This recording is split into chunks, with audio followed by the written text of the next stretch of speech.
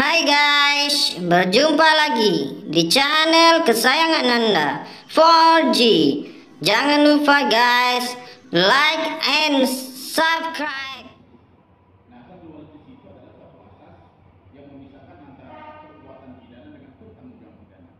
Jadi kalau rumus sederhana itu sanksi pidana itu ketika perbuatan plus pertanggungjawaban maka sanksi pidana.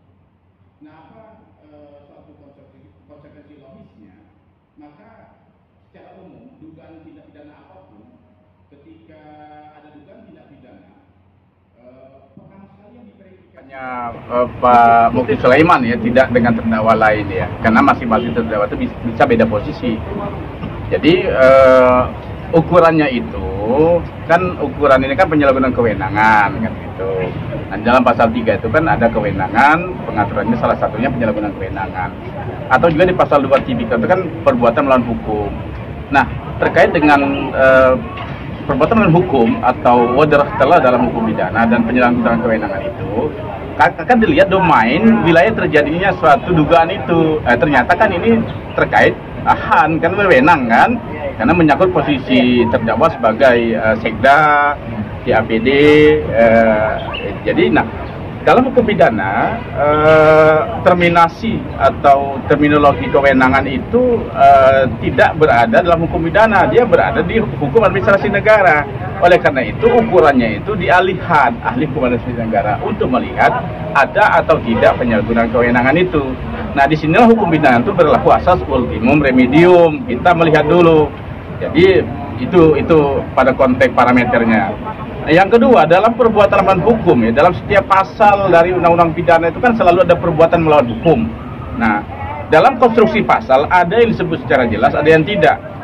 Nah, kalau dia disebut secara jelas misalnya pasal 2 PMH, maka ada turunannya. Pertama harus diuji terlebih dahulu undang-undang mana yang dia langgar. Nah, peraturan undang-undang dilanggar.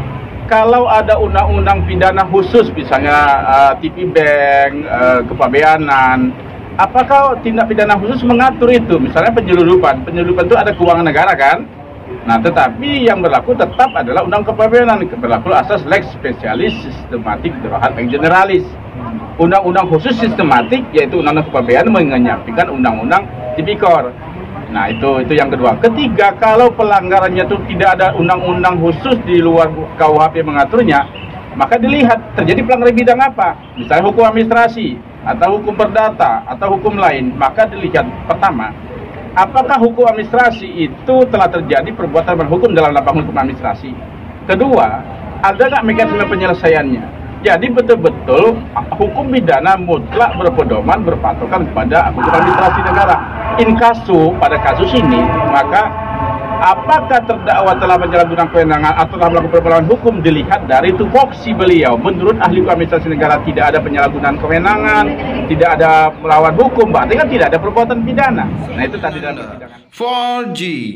Jangan lupa guys, like and subscribe.